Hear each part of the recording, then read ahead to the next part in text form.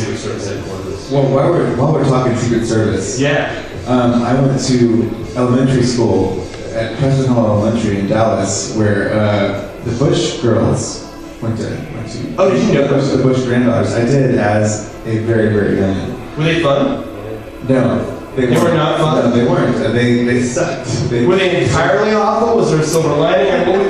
What was your experience? I have very specific memories of this. I was a very good kid. Okay. I was like one of those they give you a certificate for being a good kid. Right. I got one of those. My Preston Hollow Elementary School. Your teacher. Well, the school in general gives me. Really? I'm saying the one thing I got in trouble for. Yeah, sure. Okay, yeah. The one thing I got in trouble for was the Bush twins. I was trying to have a chat with them on the playground one day. Fair enough. No, big mistake, because I was on a t-ball team called the Rangers, which not so coincidentally their father owned the real Rangers. That's cool. So this is a true story. I have no reason to make this up. Okay. Was chatting with them as a first grader. Right. And said that I played in the Rangers. Uh-huh. And they both said, well, our dad owns the Rangers, and I don't think that you play for the Rangers. Oh. And then and I moved, but I still don't understand to this day. I pushed their heads together. You did not. You're making this up. It's such a double What are the names? Jenna and what? Barbara. And Barbara? No kidding. Bush, yeah. That was and I had the first grade equivalent of detention. I never did that. This is in first grade? Yeah, this is first grade detention. I bet somebody listening to this right now knows it and can validate the story. Can say, hey, do you remember that time your heads got stuck together in first grade? Okay, I have one more story. Really? About the Bush twins. It happened more than 12 years later, actually. Okay. This is my one chance to say this. Yeah, good. Yeah. But I went to I went to an all-boys school from 2nd through 12th grade. Okay. And the sister school to that school was called Hockaday in Dallas. Hockaday? Yeah, Hockaday. Mine was St. Mark's, and it was Hockaday. Okay. So I found out when I came to New York, they were kind of partying around here, the Bush twins. Okay. In New York City, so... And how old, you were how old then?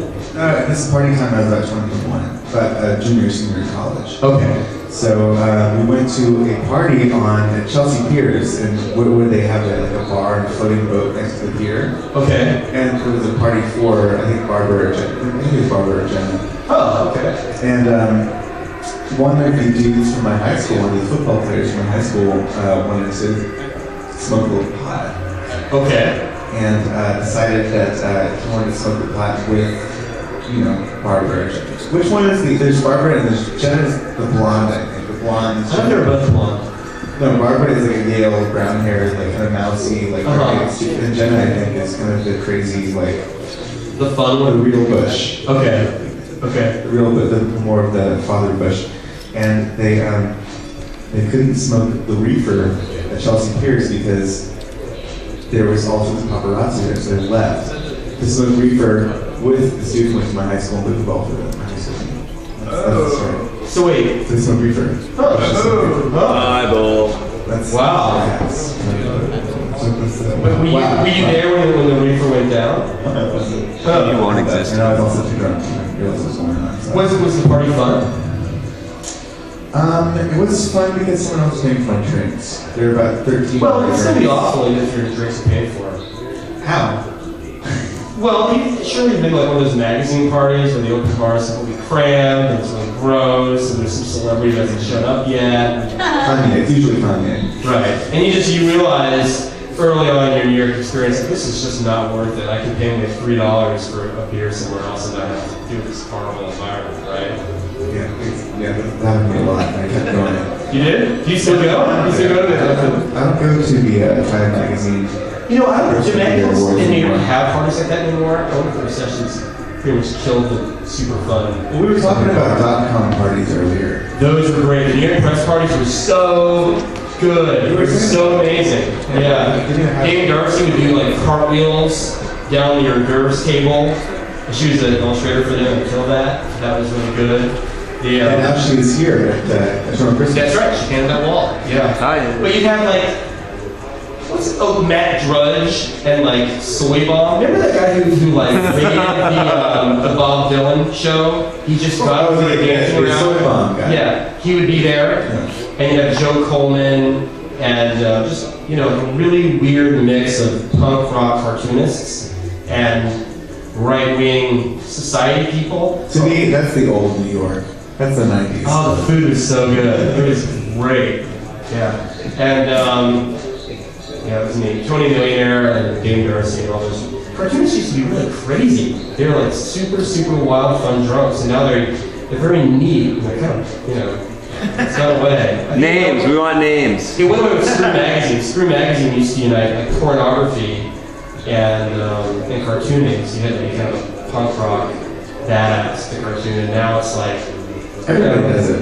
Everybody cartoons and you're sold in fine art stores. But the scene is still there. I went to the Brooklyn Comics Festival. You think there's real tough, crazy punk rock cartoonists? They're out there. Definitely. Really? Yeah, definitely. Johnny Me Ryan. too. Johnny Ryan. I went to this comic convention. Yeah. We're chatting right now. Yeah. This comic convention in Williamsburg a few weeks ago. And it was all these like really talented. The problem I have with the comic scene right now is that it's all too good, and I can't start anywhere. It's all too weird and good to kind of like figure out. But that's where your own narrow sense of aesthetics can lead the way. You're just arbitrarily going, I don't feel that, I don't like that, I hate that. And then the stuff that's left is the stuff you like. Like, I love this, because you're compelled to enjoy it, you're drawn to it. I like too much of it, is the problem. Really? Yeah. You need to Third Patrick. What the Turn up my taste. Yeah, you need to turn down your taste or just put it on a very narrow bandwidth. Like decide, you know what I mean? I like, for instance, really intricate fine lines, right? Right. I like Dame Darcy. I like a lot because her lines are really nervous and fine. I like that guy who did Hard Boiled. I like really, what don't I like? I don't like comics where people represent themselves as animals, but they're living in apartments and having problems with girlfriends. That's my least favorite comic. Give me an example. Movie's Playhouse? No, it's just like I'm a cool, kind of dude dealing with some post-college stuff, but I'm kind of a duck, or a giraffe or something, and I hang out with this girl, and we have really smart, succinct little conversations, and have a lot of white space, it's very tastefully drawn. I hate that. I hate it. Like Gilbert. No, Gilbert's not like that. No, I'm not gonna name it, but there's a lot of it. It's no good. It's like the Philip Roth of comics. You know what I mean? The New Yorker story comics. And it used to be that. This cartoons used to be, I don't know, nutcases. They used to be a little bit too tied into scuds and working class to do that. Well, here's what I feel like now is that when I went to the Christmas Festival, there's a lot of they're younger folks. They weren't very conflicted looking. Sure, yeah. They have a lot of huge aesthetic value to them. But like there's nothing like really deep and driving about what they're doing. So maybe we've lost that. Well, I think that there used to be a little bit more like I don't know, psychosis on parade. You know what I mean? Like Mike Diana was a big deal for the New York Times. And he would get illustration jobs, and that guy was kicked out for drawing obscene comics. He wasn't even allowed to draw. He ran away because he was forced to pay for a shrink to come in and look at his stuff and make sure he wasn't drawing obscene comics anymore. So he ran up to New York, and you could go to Squeeze Box and see Mike Diana like dancing on a table, and maybe releasing his apartment on the floor. The old New York? I guess so. I guess like 99 New York. It was 10 years ago. Patrick, thanks for having me. Thanks for having this whole thing. Thank you, Trent. Thanks for coming. Enjoy the songs. All right. My name is Trent. This show sounded safe, and it's good for me live from the journalchristmas.org is the place to go to find more information about what's happening here over the next couple of weeks, and to learn about